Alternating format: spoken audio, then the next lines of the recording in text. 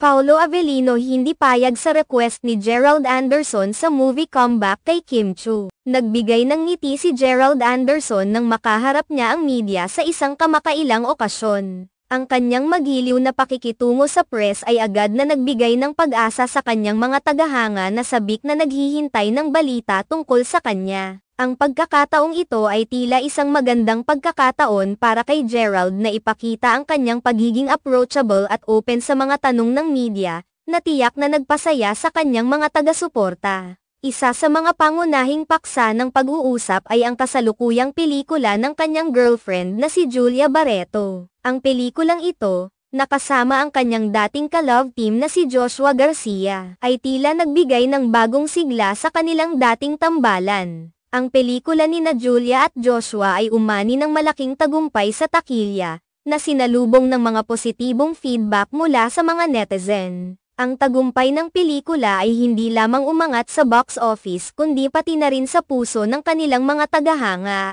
na tila nagbabalik sa kanilang nostalgia sa mga lumang alaala ng kanilang paboritong tambalan. Dahil dito, hindi na nakapagtataka na agad na bumungad ang tanong kay Gerald kung may posibilidad na muling makapagtrabaho siya sa kanyang dating kapareha na si Kim Chu. Sa nakaraang mga taon, maraming tagahanga ang nagkaroon ng pagnanais na makita silang muli sa isang proyekto, na parang inaasahan nilang muling magbabalik ang magic na kanilang naramdaman noong sila ay magkasama pa sa isang serye o pelikula. Sa pagtatanong ng media tungkol sa posibilidad na muling makatrabaho si Kim, agad na sumagot si Gerald na wala siyang nakikitang problema kung sakaling magkaroon ng pagkakataon na magtrabaho muli sila ni Kim. Ang kanyang tugon ay puno ng positibong pananaw at bukas na pag-iisip, na tila nagpapakita ng kanyang professional na pag-uugali at respeto sa kanyang dating kapareha. Sa kabila ng kanilang pagkakaiba ng landas sa personal na buhay,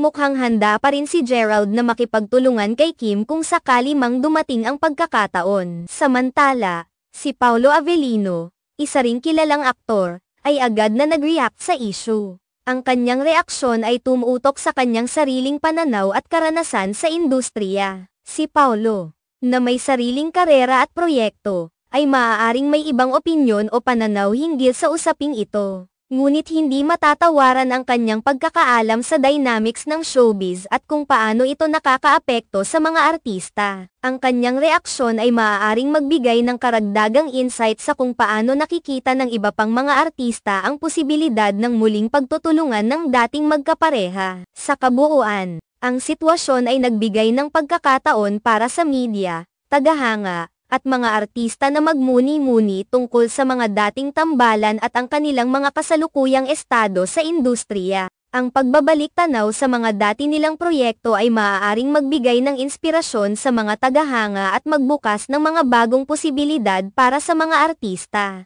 Sa pagtatapos ng araw, ang mga ganitong pag-uusap ay bahagi ng natural na daloy ng showbiz, na nagpapakita ng buhay at patuloy na pag-unlad ng mga paborito nating artista. Ang mga ganitong pagkakataon ay mahalaga hindi lamang para sa mga tagahanga kundi para din sa mga artista, na patuloy na naghahanap ng mga bagong paraan upang makipag-ugnayan sa kanilang audience at makapagbigay ng bagong halaga sa kanilang mga tagumpay at karanasan sa industriya.